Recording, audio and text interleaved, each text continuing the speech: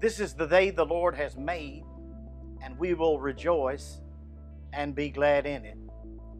I'm thankful and grateful today to come and share with you these moments of meditation. I want to look again at the 5th chapter of the Gospel of Mark. The Bible says a man named Jairus, a ruler of the synagogue, a man of power, prestige, and great possessions. He comes and he falls at the feet of the Master and says to Jesus, I have a 12-year-old daughter at home who's sick unto death.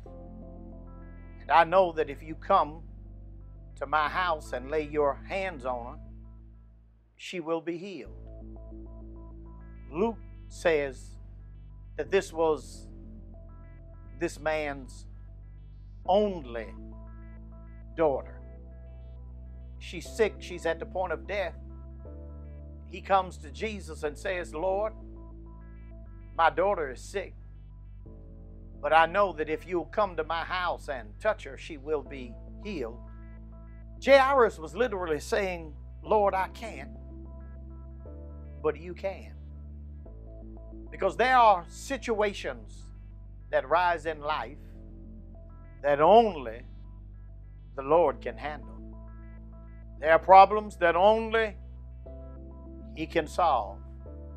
There are some broken things that only He can fix. That's why in the midst of this pandemic, in the midst of coronavirus, I want to tell you today that this is a situation that only the Lord can handle. We can't, but He can. He's on his way to Jairus' house. But again, there comes a woman with an issue of blood. She comes up from behind and she touches the hem of his garment. And the Bible says instantly, permanently, she was healed. She was made whole. Jesus, knowing virtue, power had gone out of him, turns and looks at his disciples and says, somebody touch me. I wonder what went through the mind and heart of Jairus, knowing his daughter is sick unto death. The Lord is on his way to his house to see about her. But this woman comes, touches the hem of his garment, and Jesus stops everything and raises the question, who touched me? I want to remind you today that his help to one never interferes with his help to others. No case is ever so pressing that he cannot spare time to bless someone else. Here's what I'm saying. His blessing you won't stop him from blessing me. And you need to remember that when it looks like everybody else around you is being blessed, that the Lord is not going to run out of blessings. He stops. He holds a conversation with this woman. She tells him her story. And Jairus just stands there. He never interrupts. He never says one word. Perhaps you or I would have said, Master, remember, you're on your way to my house. My little girl is at the point of death. You and I would have said to the woman, wait your turn. I got here first. He's on his way to my house to see about my little girl who's sick unto death. But real faith can wait. He has placed his problem in the Lord's hands, and he has left it there. And I want to raise the question to you, can you leave it there? When you've placed your problems, your crisis, your situations, your conditions in the Lord's hands, can you leave them there. When it seems that God is moving slow, don't give up, because seldom is He early, but never is He late. He's always on time. God doesn't run on our schedule. The God of the universe doesn't wear a watch, doesn't have a clock or a calendar.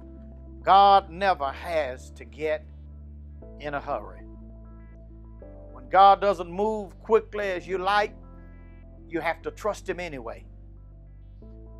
While Jesus is interacting with this woman with the issue of blood, some people show up from Jairus' house and says to him, "Master, your daughter is dead. There's no need to bother Jesus any longer. She was sick. You were on your way. You had a delay. She's now dead. It's over." Even Jesus can't fix the problem now. Have you ever faced a similar situation in life? The facts cry out, there's no hope, there's no help, there's nothing else you can do. Well, I want to remind you, where facts fail, faith has to take over. Jesus literally looks into the face of Jairus and says, "Jairus, just trust me. Never mind what you've just heard about your daughter is dead. Just trust me." If this woman could get what she needed by simply touching the hem of my garment, just trust me. Do you know what Jairus did? He brought Jesus home with him. And when Jairus brought Jesus home with him, everything changed. Jesus gets to that house and he puts out all of the mourners. Sometimes in order to be blessed, in order to get your miracle, there's some folk you're going to have to put out of your life.